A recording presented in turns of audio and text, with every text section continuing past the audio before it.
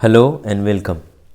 इस लेक्चर में हम लोग डिस्कस करने जा रहे हैं वेब ऑप्टिक्स में बहुत सारे लोगों को कुछ डाउट्स हैं। बहुत सारे लोगों ने मैसेज करा है और कमेंट बॉक्स में लिख के पूछा है। तो आज हम लोग बारी बारी से उन सारे डाउट्स को यहाँ पे क्लियर करने जा रहे हैं, जिसमें कि सबसे पहला है कि जब भी हम लोग मैक्सिमा और मिनिमा से डील करते हैं सुपरपोजिशन में, सुपरपोजिशन ऑफ लाइट में मैक्सिमा और मिनिमा से डील करते हैं, तो वहाँ पे फेज डिफरेंस और पाथ डिफरेंस को किस तरह से लेना है।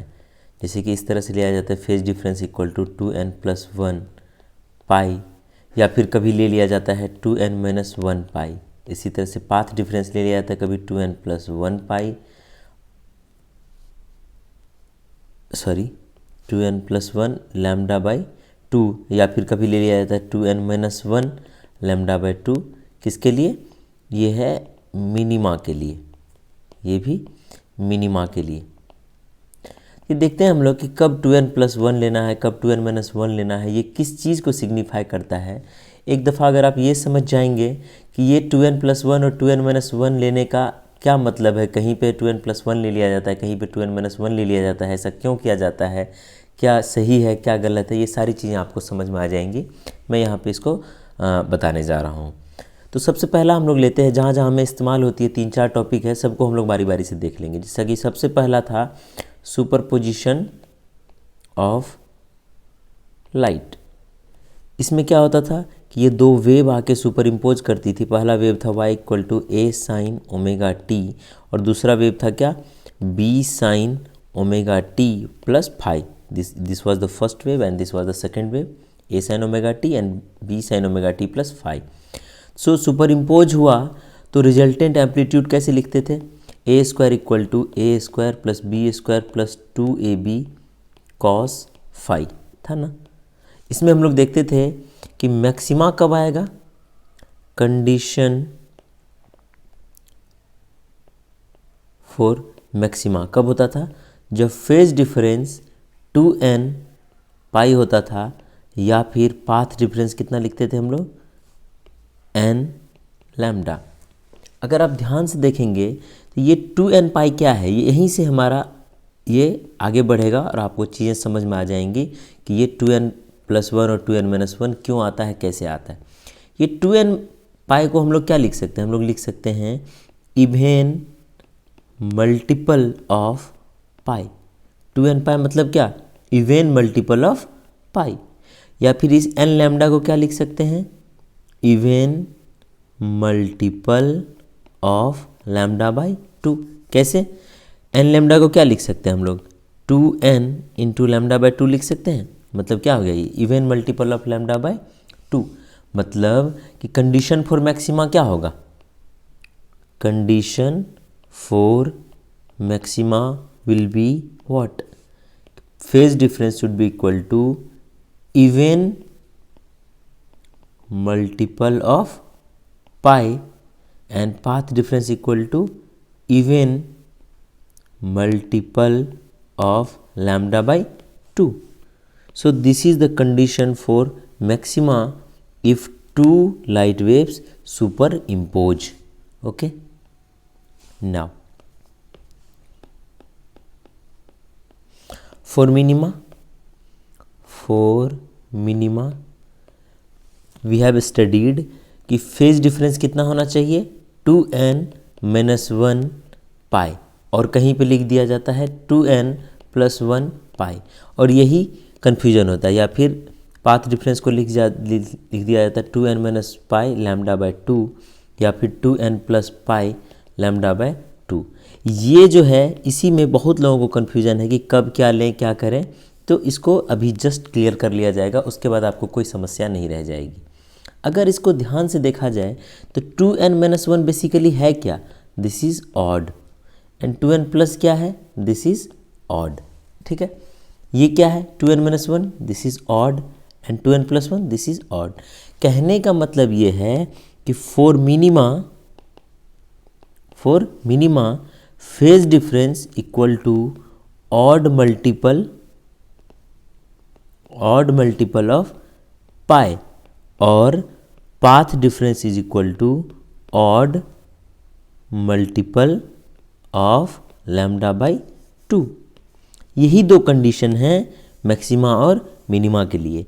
अब इवन नंबर के साथ क्या होता है कि इवन नंबर को सिर्फ आप 2n के टर्म में लिख सकते हैं, जबकि odd number can be written as 2n plus 1 and 2n plus 1 as well. Odd number can be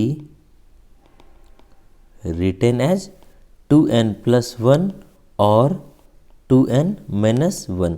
तो यहाँ से हम लोग अगर चाहें तो एक साथ लिख सकते हैं कि phi is equal to 2n plus minus 1 pi and del x equal to 2n plus minus 1 lambda by 2। किसके लिए ये है मिनिमा के लिए, condition for minima. Okay, this is condition for minima. तो मुझे लगता है कि सुपरपोजिशन ऑफ लाइट में जब भी कोई कंडीशन आएगा तो आप आराम से दो में से कोई भी अगर आप अप्लाई करते 2n प्लस 1 अप्लाई करिए, 2n माइनस 1 अप्लाई करिए, आपका आंसर सही आने जा रहा है। दिक्कत कब आती है? जब हम लोग बढ़ते हैं यंग्स डबल स्लिट एक्सपेरिमेंट में। इंटरफेरेंस का एक ये टॉपिक है, ठीक है। यहाँ पे क्या होता है कि ये हमारा स्लिट है, जिस तरह से हम लोगों ने पढ़ा हुआ है, ये स्लिट है, ये हमारा स्क्रीन है, ठीक है। यहाँ पे पाथ डिफरेंस हो जाता है 0, यहाँ पे फेज डिफरेंस भी 0 एंड पाथ डिफरेंस भी 0, जिसको हम लोग बोलते हैं n lambda n equal to 0। तो मैक्सिमा के केस में here in case of maxima n equal to 0 exists. Okay, n equal to 0 exist, जो कि यहाँ पे है, इस जगह पे है, and we write it as phi equal to 0 और del x equal to 0 as phi must be equal to 2n pi and del x equal to n lambda. If n equal to 0, phi would be equal to 0 and del x would be equal to 0, ठीक है। ये हो गया हमारा central maxima. अब this is the first maxima, this is second maxima, this is third maxima. Similarly this is first maxima, second maxima, third maxima. Now this is the first minima, second minima, third minima, first minima, second minima, third minima। तो यहाँ पे 0th minima है ही नहीं। There is a 0th maxima for n equal to 0 and it is called central maxima।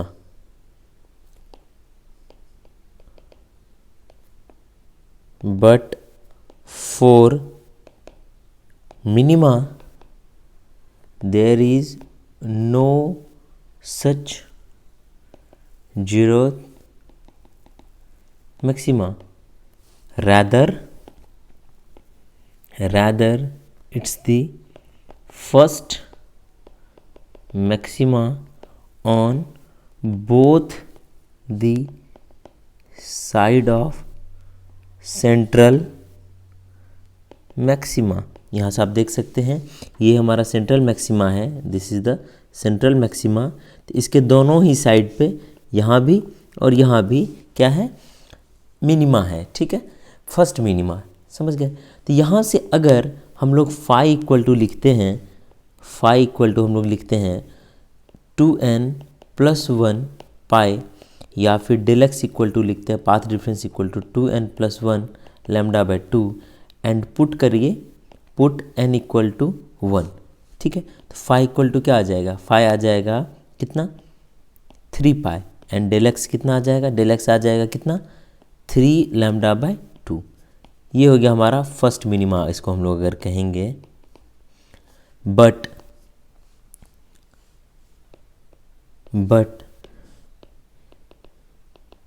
minima will also occur at what, phi equal to pi and del x equal to lambda by 2। हम लोगों ने ये पढ़ा हुआ है already.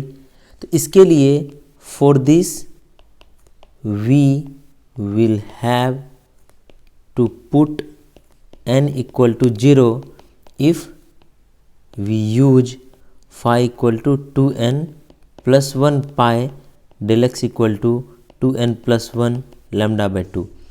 ये भी गलत नहीं है। अगर ये भी आप करेंगे तो आपको बस करना क्या पड़ेगा, मिनिमा के लिए भी आपको 0 से स्टार्टिंग करनी होगी, लेकिन वो उतना अच्छा सिमेट्री नहीं देता है, इसीलिए हम लोग इसको फर्स्ट मिनिमा कहते हैं, इसको हम लोग फर्स्ट मिनिमा कहते हैं। और n हमें लेना होता है 1, इसके कारण से हम लोग यहाँ पे यूज़ इसको नहीं यूज़ करके हम लोग यूज़ क्या करते हैं 2n minus 1 pi and del x equal to 2n minus 1 lambda by 2।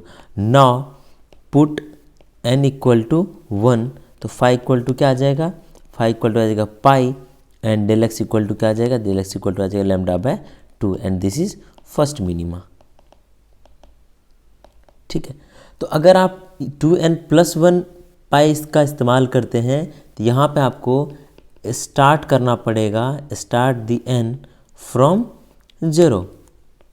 लेकिन अगर आप यहाँ से ये वाला इस्तेमाल करते हैं 2n minus 1, तो यहाँ पे हम लोग स्टार्ट करेंगे स्टार्ट दी n फ्रॉम 1। ठीक है, यहाँ पे देख सकते हैं हम लोग मैक्सिमा तो हमारा 0 पे है, मैक्सिमा यहाँ पे हमारा 0 पे लाई कर रहा है, लेकिन मिनिमा हमारा 0 पे लाई इस जगह पे तो लाई कर नहीं रहा है, फर्स्ट है ये।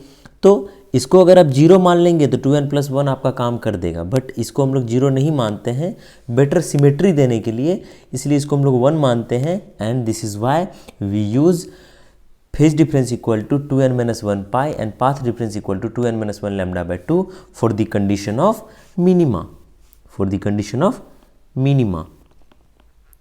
ठीक है, तो मेरे को लगता है ये चीज़ आपको समझ में आ गई होगी। यहाँ मैं इसको समराइज़ कर देता हूँ कि YDSE यानी यंग्स डबल स्लिट एक्सपेरिमेंट में मैक्सिमा के लिए फेज डिफरेंस हम लोग लेंगे कितना 2n pi and path difference लेंगे हम लोग कितना 2n इंटू लैम्डा। ठीक है, और मिनिमा के केस में हम लोग फेज डिफरेंस लेंगे 2n minus 1 pi and path difference लेंगे 2n minus 1 लैम्डा बाई 2। तो मुझे लगता है कि ये चीज़ आपको समझ में आ गई होगी और इसमें कोई दिक्कत अब नहीं होने वाली है।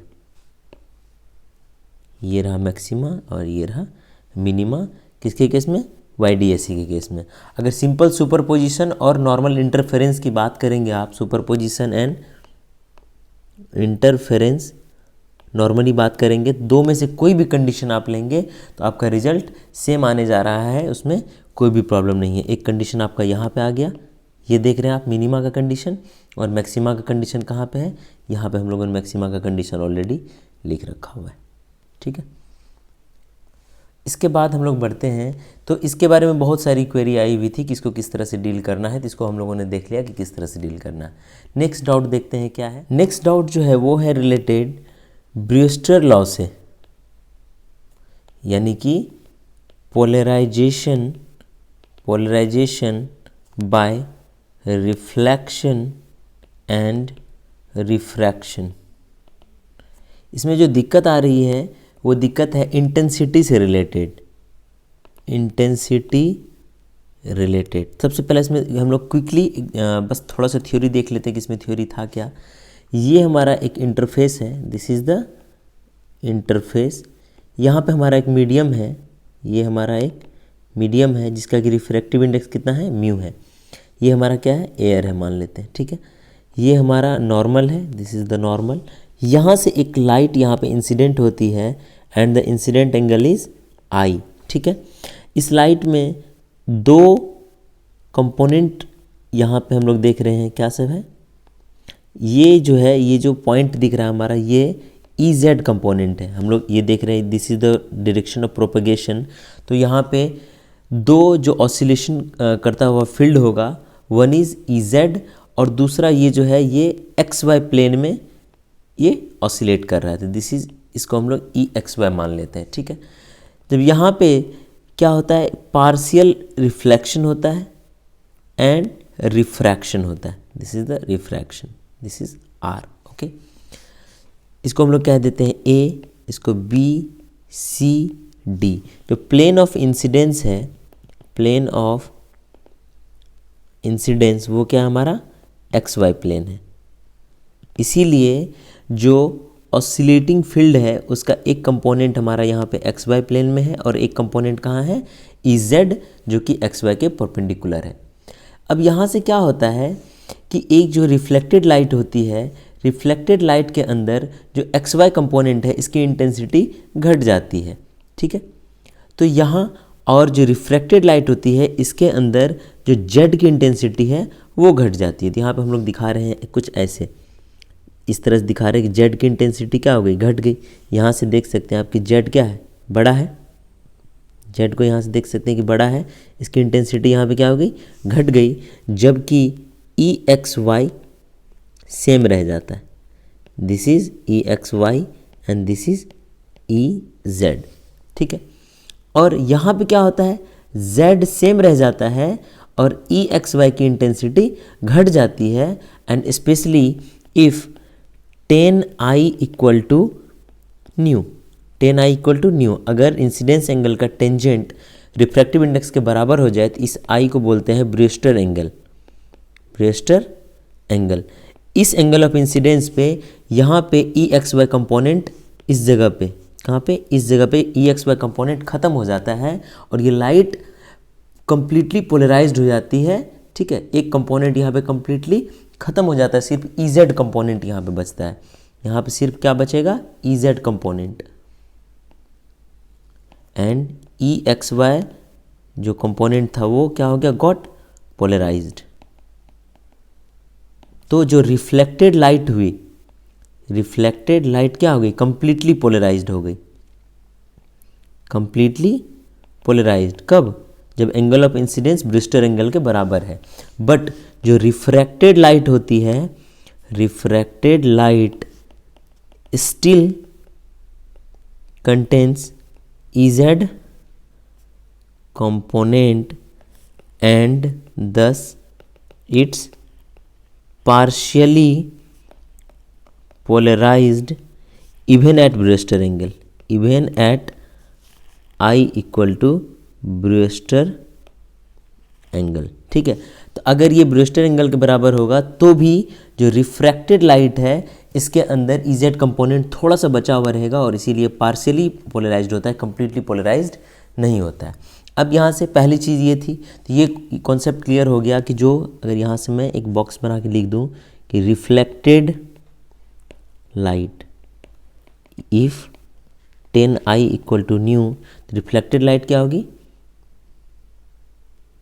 completely polarized along one component, एक कंपोनेंट फिर भी बचेगा, यानी इंटेंसिटी क्या हो जाएगी, आधी हो जाएगी।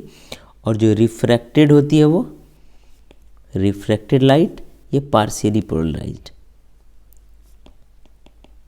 कुछ लोगों को इसमें प्रॉब्लम थी, तो मुझे लगता है कि ये चीज़ यहाँ पे क्लियर हो चुकी है, ठीक है। जो दूसरी एक और प्रॉब्लम थी इसके अंदर, उसको अब मैं डील कर देता हूँ। Problem related to intensity after the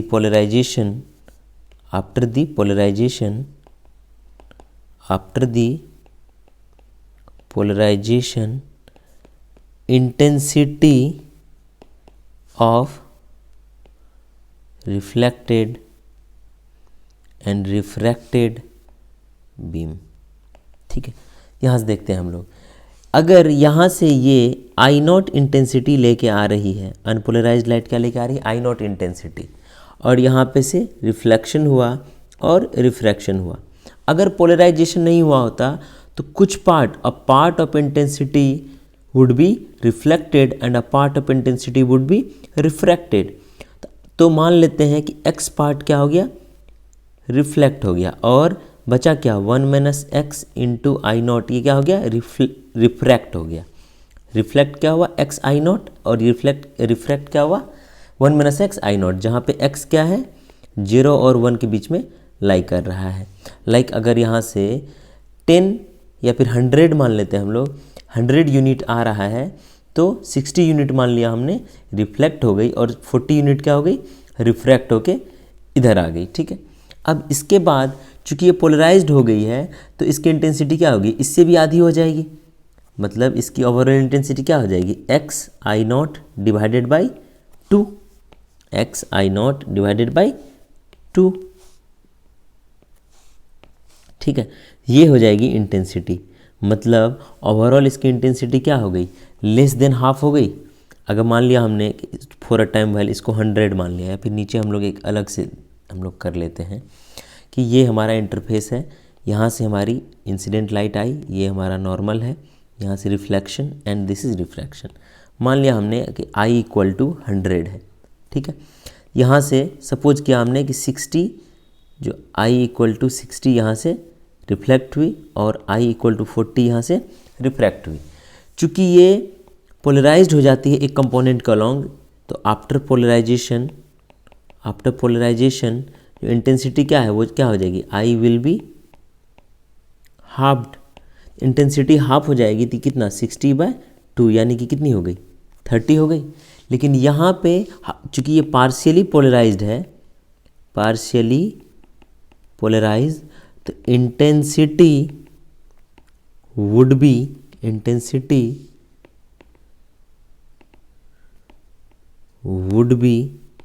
greater than half. तो ये क्या हो जाएगी, इसकी आधी कितनी होगी इसकी, यानी कि I would be greater than, यहाँ से अगर आनी थी 40 तो हो क्या जाएगा finally, I would be greater than 40/2, यानी कि I would be greater than 20। ठीक है, यहाँ से हम लोग देख सकते हैं, इससे एक क्वेश्चन हमने करवाया था, वहाँ पे हमने देखा था कि जो रिफ्लेक्टेड लाइट होती है ये कम्प्लीटली पोलराइज्ड होगी। तो यहाँ से फिर से हम लोग कर लेते हैं फाइनल कंक्लूजन। ये रिफ्लेक्टेड लाइट है at what, at 10i equal to nu, reflected light ये क्या होगी,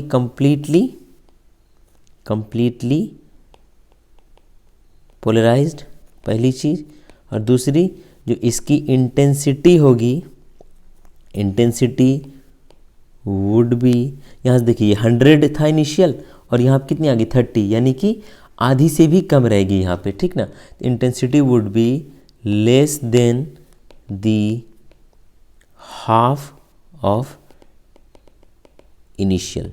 ठीक है, उसी तरह से जो रिफ्रैक्टेड है या फिर ट्रांसमिटेड कह सकते हैं, ट्रांसमिट कर गई है इस साइड, ठीक है, वो क्या होगी, वो होगी पार्शियली पोलराइज्ड।